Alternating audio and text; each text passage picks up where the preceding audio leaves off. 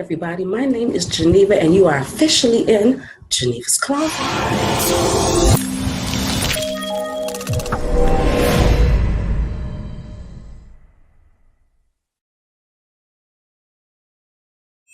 How you doing, everybody? I haven't seen y'all in a long time. It's been a while, but I am back. I'm back and I'm better. And who do I have on today's show? Well, his name is Shelby, and I'm pretty sure you've seen him because he was just recently on the show with his soon-to-be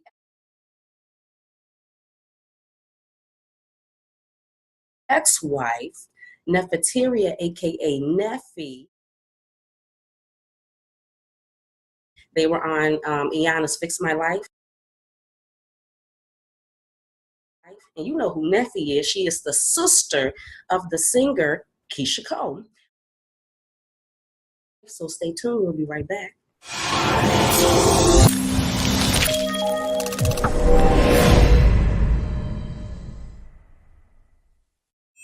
I'm so happy to see you today, Shelby, and I'm really excited to talk to you today. This interview absolutely is not about bashing Nephew Day. It's not about bashing Nephew because at the end of the day, people, he has had a long relationship with this woman.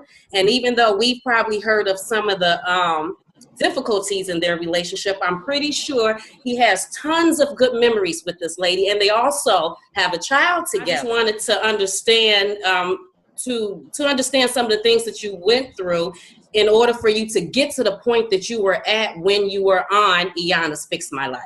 Okay? Understood. And, you know, I would never bash my wife. I would never bash no woman, black woman especially. So, yeah. You can get that out of me no way. So, okay. That ain't happening. Okay. But I will be transparent, but I'm not going to be doing no bad. Okay, but I just wanted to let you know that too, that I wasn't even about that, and that's what this interview was not about. I did want to start off by asking you, Shelby, is how long was the taping for when you were on the show? It was 4 days. Okay, that was 4 days. Okay, 4 days. And who decided to go on the show? They reached out to us first, and when they reached out to us, you know, I was like, no, I don't want to do that. Nah. And Nephew was like, yo, we should just go on there. I said, you know, I was like, no, I didn't want to do all that extra stuff. And at that time, we was going through a lot. But I prayed about it, and I asked God about it, and God asked me, you know, I mean, not asked me, I'm sorry, told me to go, you know. Wow. So I did it on that. That's the reason why I did it, you know, and that's how we ended up on the show. Okay, so why do you think that they reached out to y'all? So do you think that they knew about the things that y'all were going through, or? Me and Nephew, you know, at the end of the day, we celebrities, so right. You know, and the same producers that shoot different shows shot Nephew in Frankie's last show. Okay. And they had kind of seen things going on, you know, that we wasn't transparent about in that show before Atlanta Van Dance. So they just felt like we'd be a great couple to come on there. Well, how do you think that your experience was now that you was on there? So when you look back at it, do you feel like you got something from it? I mean, my experience from that whole thing, it was spiritual. Okay. You know, a lot of, you know, we've done a lot of TV, and that wasn't a TV show. That was more like a ministry. Right. You know, her whole team, you know, is people that you wouldn't even kind of believe, like people that she picked up along the way, and it was going through hardships and then through marriages and, you know, homelessness and all of that. And that's her whole team. Like, and she just got a big ministry. And, you know, people think it's a TV show, but over there with her, it's not. It's a straight ministry. So my whole feeling about being on there was, at first I was reserved. Right. Kind of like standoffish, but I was going through so much at the time and understanding what was going on, I just became very, very transparent to the whole process. Okay. And do you think that she helped out with that song because she seems so compassionate and so understanding? So do you think that that helped out with you being transparent?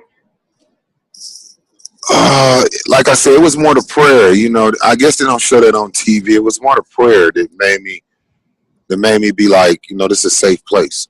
Okay. You know, it was the prayers that we had, and the people that she had there praying for me and nephew.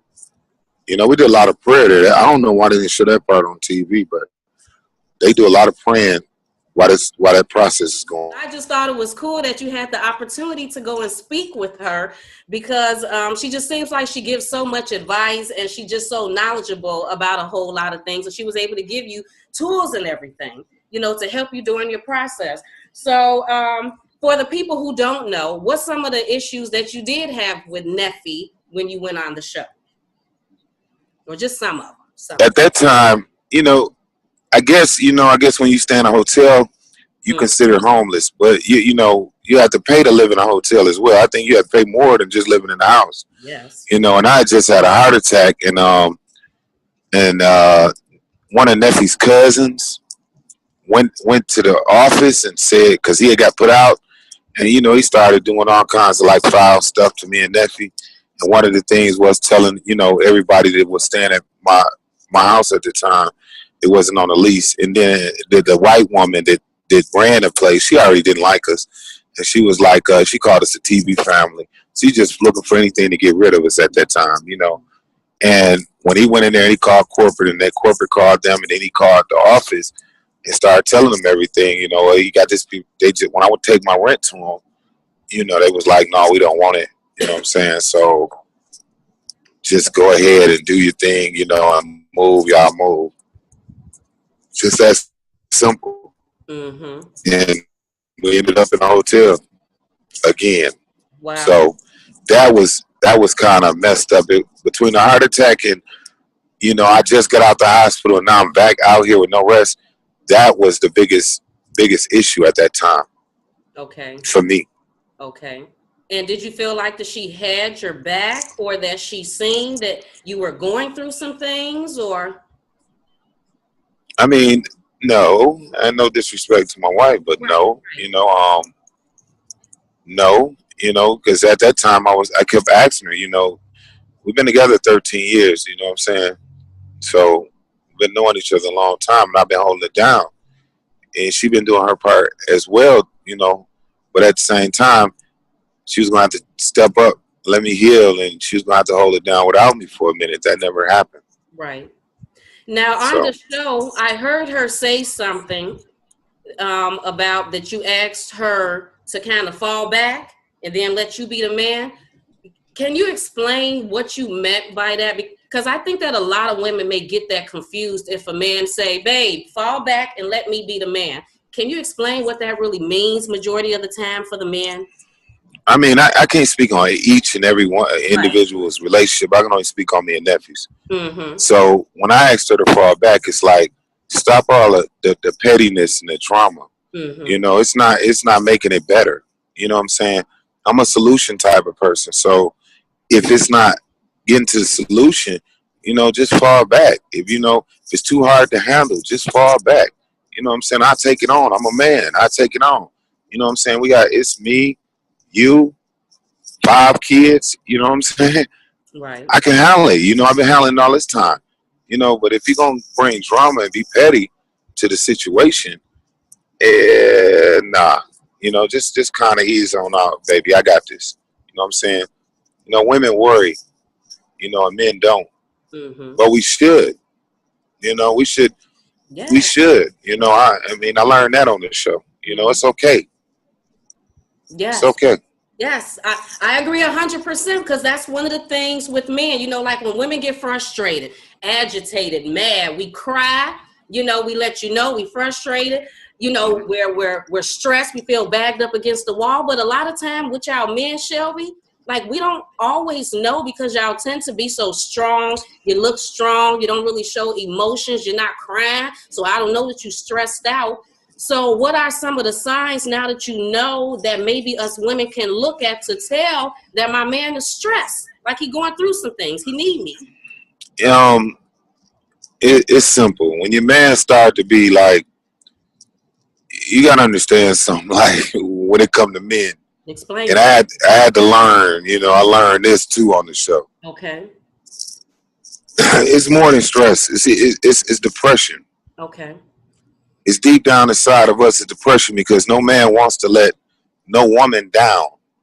you know, especially somebody you with and you love, you know. And if you got kids, that's even more frustrating because they look at you like that rock, you know. But we as men, excuse me, have to understand when we're in a union with a woman, a covenant, you know, through God, He put us together for a reason. They help me. You know what I'm saying? But if we bottle everything up and we trying to do everything, she can't do her job. And that's where we lose focus at. You know what I'm saying? That, you know, we got emotions. We go through things. We cry. You know, we might cry by ourselves, but we cry. But it's okay. And it's okay to let it out. Because when you hold it in, you start going through depression. Take it from me, I can only speak on myself. I went through depression for years because it seemed like just when you get in there, you get pushed back 10 steps. You know what I'm saying? I don't believe in an eye for an eye. You know, I believe God is the vindicator. Somebody do me wrong don't mean I got to go do them wrong. So that's something else I'm bottling up. And I'm going through it. Or my wife ain't doing what I need her to do. She ain't cooking. She ain't cleaning. She ain't taking care of her business as a woman. You know, I'm not going to speak on it and start anything with her. I'm going to bottle that up. You dig what I'm saying? Mm-hmm. So the kids, they need this, they need that, they need that. And you can't give it to them at the time. You bottle that up. And you try to make it happen by any means necessary. And a lot of men do things that's stupid instead of just sitting down having communication with your family and talking to them and being transparent. Right. You know, you try, you know, because you don't want to feel weak. You don't want to feel disrespected.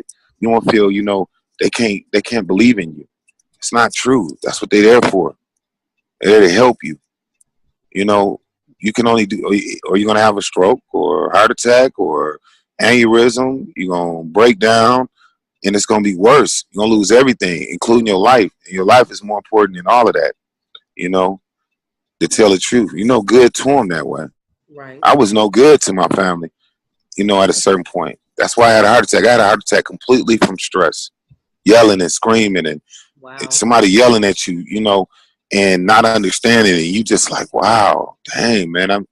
When the doctor told me that, and I'm not a dude that shows emotion like that. Never was. I was always a quiet one in the background. If you ever watch shows previous, I never said nothing on purpose. Mm-hmm. There was a reason. But plenty of people had something to say about me. Okay. Plenty of family members that I helped had something to say about me. You know what I'm saying? Mm-hmm. But I never rebutted it. I never argued it out because I knew the truth. You know, I don't make up things. So I just bottle it up. And it hurt me because I really did it out of love. But what I learned on the show is don't bottle nothing up. Go have that conversation. Okay. You feel like you're going to cry. You feel like you can cry. You know, I ain't cried in years. Mm. That woman, that was the first time I was able to open it up to anybody. Wow. I told that woman things about my childhood I would have never told nobody, and they came out to the world. Wow. So do you feel that even if you would have talked to nephew, which I'm pretty sure that you probably had some conversations with her, do you think that she would have heard you considering the fact of all the baggage and the things that she had going on? At the time, no. Okay. Okay. No. Okay. I don't, honestly. Since you had a certain amount of baggage and then your wife had a certain amount of baggage, it's like really hard for y'all to make the relationship work because you got so many back things going on. Do you agree with that? Let's say for the next relationship. So not your relationship, but the next relationship or the people out there getting in relationships. So should they pay a little bit more attention to a person's past, maybe the baggage? Because, you know, people don't usually want to talk about that. They be like, well, I really don't want to talk about my past. But maybe you should. What do you think? Well, honestly, me, myself, and I only can speak for me. Right. I didn't know I had baggage. Okay. Okay. I didn't know what baggage was. Wow. You know, so how can I address something I didn't know I was carrying around with me? Wow. You know, we don't go to therapists. We don't do that kind of stuff. Black people don't do that. You know, it's normal. It became normal. It's the truth. Like, it's normal. It's normal to go outside and see them guys down the street shooting the guns or this girl down the street getting raped, this dude getting abused and raped. That's normal. We just, you know, we don't think it's going to affect us when we get in our 30s and 40s. That's normal to us, but it's not normal. That's true. So at no point in your relationship with all the things going on, you never thought about how you met her, the situation she was in with the children and pregnant and blah, blah, blah, or never thought about, man, some of the things that I'm doing could go back to the relationship with me and my mom or something like that? Just never? No, I thought my life was normal. And when me and nephew met, let's just clear this up. Yes. I didn't, me and nephew wasn't together when I let her and her dude and the kids. I didn't get with nephew for like 2 years later. You know what I mean? You know, that was, you know, Keyshia put her out or whatnot. And all I knew is that all this stuff is being pulled up to my house and garbage bags by car service being put out. I was put in a position. You know what I'm saying? You know, this is, you know, you know nephew for like 3 or 4 months. But, you know, we cool. But I got a 2-bedroom apartment, me and my guy. And also she was cool with my dude's baby mother at the time, you know. So, and when she came, you know, I'm not going to say, nah, you know, you got kids. You know, even though it was your kids and your man, you know, that was cool. You know, I didn't have no problems with it. I worked all the time anyways. Right. So I wasn't never there, you know, until y'all figured out. Maybe her and Keyshia was going through something. I don't know. And it wasn't my place to get all into their business like that. Right. You know, I was just being a friend and being supportive. That's all I was doing. Right. So, you know, how would I know I got baggage? You know, I didn't know. You know, it ain't no other way of answering that question. I did not know because I never been to therapy until I went to that show. I never, you know, you was taught not to talk and not to say nothing. You a chick if you keep your, you know, you bring your feelings out as a man. So if you was raised that way, you know, and this what you hear niggas, excuse me, black men in your hood. I want to be as transparent as possible, but hey, you know, it's Genevas Closet. It's all about letting the information out. So yes. Yeah. So if you hear a man that's been beating up your mama your entire life, tell you suck it up, don't cry, this, that, another. No, you can't. The men don't do that. Men don't do that. You begin to develop that. Right. You don't need to talk to nobody. Don't tell nothing that's going on around. You don't, you know, screaming and yelling at you. This man 6'5". I'm what, you know, at the time 5'2", maybe 4 feet. If that, you know, growing up and to be a man, never being taught how to be a man. Okay.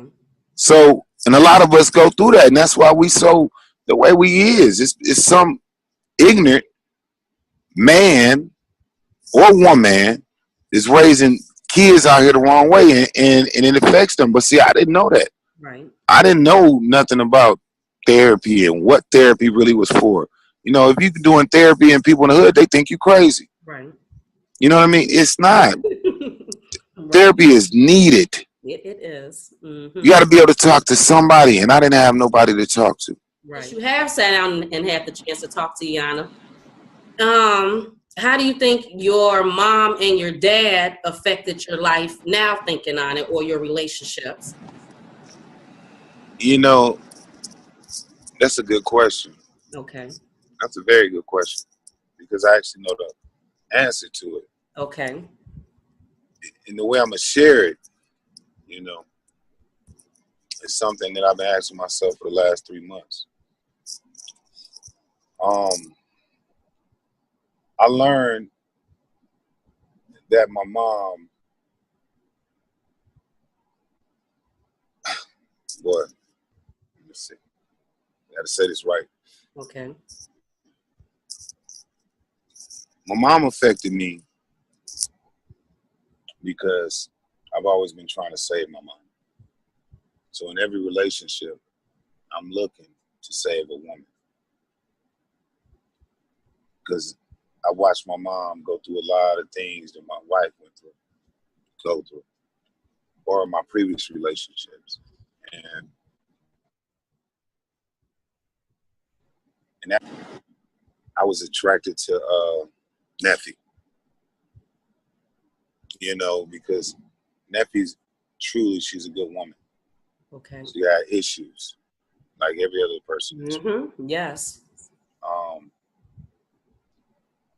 But I didn't recognize I had issues. And my mom definitely affected me. You know, affected my choice of women, the way I live. You know, my dad, I'm gonna call him dad because he's been there since I was 2. Okay. He showed me what I did not want to be, ever. Ever. Watching him beat my mama for all them years and things he did to people, and I never wanted to be that. Okay. You know, when that's the only man in your life and you don't want to be like him, that kept me from being like him. Right. You know, so they really affected me a lot. They whole relationship, marriage. Oh, they still married to this day. Oh, wow. Married for like 42, 3 years now. Wow. Wow. But he's a pastor now. He's been a pastor for the last 20 years, and he changed his life, so I don't hold no grudges, and I forgave him a long time ago. And I forgave my mom a long time ago. You know, I love them both. You know, as I learned that people go through things, you know, out here, and they probably didn't want to see me go through that. You know, I could have been the next president, still can be. But when you don't have parents to encourage you and push you in that manner, and they push you opposite way, you become who you are. And what I am is a man that's been in search of his family, in search of a family. You know, so yeah, they affected me. In your next relationship, because are you currently in a relationship, or are you just trying to get out of this one first? Honestly, right now I'm working on me. Okay. I don't even speak on the relationships, you know, or anything. And if you're not divorced, you know, right? So, or is we legally separated? You know, but if that's what she chooses, that's what I'm gonna grant her. So once again, I'm trying to help. You know, whatever's gonna help her and those kids be better, so be it. Okay. But right now, I'm focused on self. Oh, right. Something I've never done. I've never focused on myself. And really, honestly, how could I be a better man to anybody if I don't focus on self? Now, what does that mean? Because people say that a lot, that I'm focusing on myself. So what does that mean for you? What does that look like? You mean? Exactly. Yes. Okay. That looks like more school. Okay. That looks like more counseling. That looks like you know, a new book. Okay. That looks like I got a new talk show. All right. You know, yes. That looks like you know, starting men's group, and you know, we talk about problems that every man goes through in this world, and I understand that. You know what I mean? I really, truly understand it, and I've always understood that part. You know, and it just needs to be a little bit more men being open, being a leader for men. You know, let them know it's all right. It's all right to have emotion. You know, you don't have to be gay to have emotion. You don't have to be a gay black man to have emotion. You can be a heterosexual black man and have the same emotion. Because really, nobody wants to be extra hard. They just want to be loved. I just want to be loved. You know, I just want to be that soccer dad. I think that's absolutely wonderful that you're focusing on yourself, because I seen the show just like everyone of y'all seen it, and we heard Iyanla say that he needed to focus on himself. So that's wonderful, Shelby.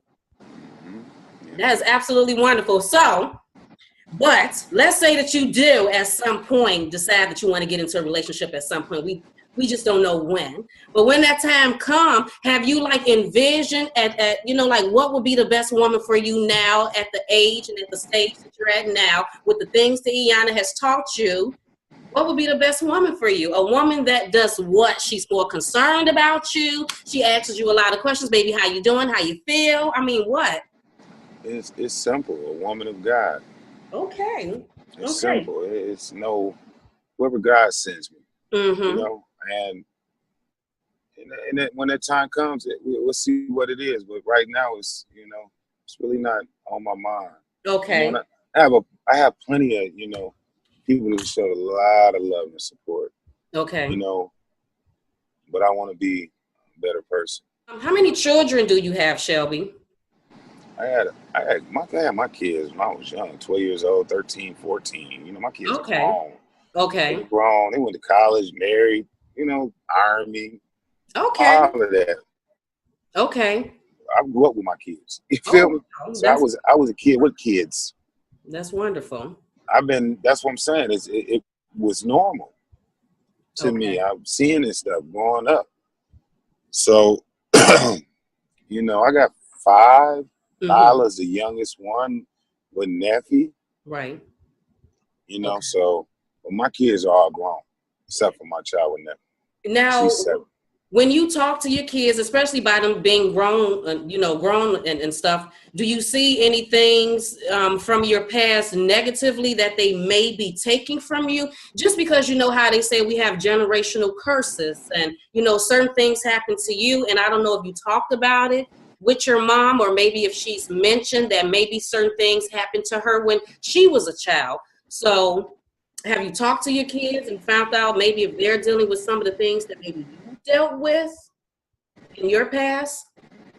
Believe it or not, I've been very, very protective over my kids. Like I said, I grew up with them. Mm-hmm. And, for the lighter part of things, they haven't went through what I went through. Okay. And that was me protecting them. I gave them what I didn't have, father. Mm-hmm.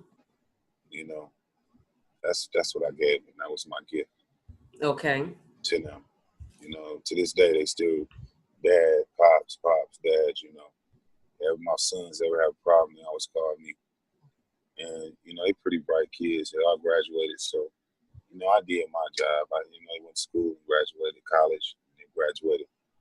So now they living their life and they doing their kids the same way. Mm-hmm. So that was a sacrifice I was willing to make. Okay. I sacrificed my childhood. I mean, that was great that you were there for your kids. I mean, so kudos to you, Shelby. Kudos to you. I wasn't doing it for kudos. I was doing it because I know I was. You don't have to do it for the kudos, but I'm going to give it to you anyway, because look, just in my life, just like how you said in your life, you experienced some things, certain things you never experienced. In my life, I don't always see, and I'm just keeping it real, I do see, but not all the time, Black men with their children. I think that's probably why when I do see it, I be like, oh, Tito, look at Daddy's with his children. Because it's just so beautiful to see a Black man taking care of his kids. And considering the fact that you went through so much and you had your first child when you was 12, people usually be like, but you stayed there and then dealt with it. Now, I'm going to ask you this just for the sake of asking. So I'm going to throw my own self out there. I have 4 children by 4 different men based on my decision-making skills back in my younger days. How many baby moms do you have, Shelby? 3. Do you get along with each one of them so there's like no disrespect or craziness? I don't do that. Okay. I don't even tolerate that. I don't, I ignore ignorance. You know what I'm saying? Okay. If you want to act ignorant, you're going to be by yourself. We won't talk. Right. It's that simple. It's really that simple, and everybody that I've ever been with that kids, but I've been trying to save from my first kid's mom to my second kid's mom. Okay. I've always, relationships will always be similar to what relationship was with this material. Okay. And so we don't have them problems. So when you look at social media today, because with social media and reality TV, it just makes Black relationships seem bad. It's just so much disrespect. What do you think is going on in Black relationships today? I mean, why do you think it's so much disrespect? The men disrespecting women and vice versa. Women, we be disrespectful too. Why do you think it's so bad Because I want to say it's the new generation, but I be seeing people my age doing the exact same thing. I'm not gonna And sit I'm here and almost 40, ever. so. Yeah, people have to understand is, Mm-hmm. I don't. It goes back to that generational curse you was talking Right. about. Mm-hmm. It's against us, not other races. You know, our women have been programmed that they can do what they sell. They don't need no nigga. They don't need this. They don't need that. You know, and then you got the niggas like, you know, if she don't need me, you know, what I'm gonna be around for? You know what I'm saying? And it's just us because we're not educated enough. It all comes from education. It starts with education. It's free. You know, and when you use education against ignorance, you have a different result. How many people is really going to school? How many people is dropping out? How many people is having babies at 11 and 10? Yeah. You know what I'm saying? How many people turn right? How many people have been taught different? It ain't many. Yeah, it's not many. You know, you know, look, you from Chicago. I was born in Chicago. Yes. South Side. So go outside today. Go down to, you know, because they don't have projects no more. Mm-hmm. Just go to the neighborhoods or whatnot. You know, and you can go from each house to each house. Who's really being raised? Yeah. Them young dudes out there running around doing what they want to do. Young women out there running around doing what they want to do. And it's like that in every black community. Yeah. It has nothing to do with social media. Mm-hmm. It was already programmed. Mm-hmm. It's got to do with TV, social media, everything. You know, the jail system, all that stuff. You know, they taking the fathers out of homes. Yeah. They doing it deliberately, but that's a whole nother kind of thing I really don't want to get off into. Mm-hmm. You know, and we're not educated enough, a lot of us, to not even recognize it. That's true. We're dying slow. Mm-hmm. Dying slow. In a minute, it's just going to be black women. Remember I told you that. That's true. When I asked you about the type of woman that you may be looking for later on in life, because he's not looking right now, ladies, but you said that she had to be a woman of God. Now, I just want to pick apart at that just a little bit. Now, when you say a woman of God, I would think, so I'm just going to throw out my own stuff and then Shelby going to tell me his thing on it. But I would think that when you say a woman of God, you probably mean not just a woman that goes to church and read her Bibles, but dissect those verses, them scriptures, to understand what exactly is the Most High, what exactly, because a lot of people say God, what exactly is God trying to tell you to do to handle your relationship, to handle life, to handle whatever. It's just simple. It's a woman in order. Mm-hmm. In order by God's laws, not my laws. Right, exactly. You know what I'm saying? Mm-hmm. Not my law, not man's laws, God's laws. Right. You know, that knows what a wife's supposed to be. I don't have to show you. Look in the Bible to tell you. Exactly. You know, the squirrels get up every day. They do the same thing every day. If you look out your window, them squirrels doing what's right, and they're in order. I want to be in order. It's just that simple. All right, I just wanted to clarify that. What is your relationship like today with nephew? We good. I'm cool. How do you feel about the divorce? Are you good with the divorce? You like, hey, this is what we needed, or you were sad? I'm, like I said, that's up to God. I'm good with whatever. So whatever God's God will. wants. Yeah, it's God's will, not my will. Okay. I'm, like I said, right now I'm working on me. Yes. Working on me. And can you tell us again, what can we expect from you in the future? Because you did mention a book. Oh, no, I just got a green lit. I have my own talk show like Steve Harvey. It's called Marriage Matters. Wow. Marriage Matters. The network picked it up, and I'm glad for that. That was a blessing. I got a book. I'll be done writing it at the end of this month. And that's going to come out. It's called African American Husband, Dying Breed. Okay. Got a few things popping. Okay. All right then. Well, congratulations with that. I sure can't wait to see this talk show. Definitely yeah, for that. It's big. It's really big, and I'm humbled to be part of it. That's all. Well, congratulations with everything that you have going on. And I'm just happy that you was able to go on the show and get something out of it to help you out, because you seem so sad and like so much was going on at the time. So it's good to see that you seem to be in a better place where, like you said, you're focusing on yourself. And I just wanted to, because I feel like at this moment, even though you're still figuring things out with life, because life is all about living and learning, but at this moment, you are like the expert. You know, because you kind of been through some things, so you can kind of help people out and give them a little insight on maybe some things that they should watch out for and how they may want to handle situations. So I appreciate you, Shelby, for taking the time out of your day, because I held you back a little bit with my Wi-Fi, for taking the time out of your day to come and speak to me. Man, it was a pleasure, Miss Geneva. It actually helped me with my long trip I was on. I'm Okay. really almost at the end of it, so so it all worked itself out. But I just want to tell your followers, just come follow me at Yes. I am Shelby Lowery. Instagram. DM me for questions. I do follow back. I really don't do Facebook, but I'm on there too, and other social media sites. I'm on there, but our publicist handles that. I do my own Instagram time to time. So okay. And I don't give advice. I give opinion. Because that's all I can do. I just give you my opinion of what I've been through. I don't give advice.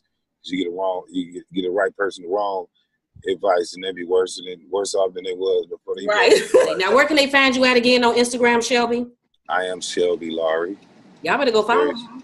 Y'all better go follow him, find out what's going on. And when you come to Chicago or something, if you come over here, can you let a sister know what you up to, so then maybe I can come to the event, Shelby? Absolutely. All right, then.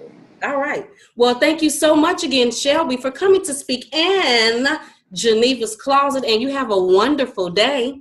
You have a blessed day too.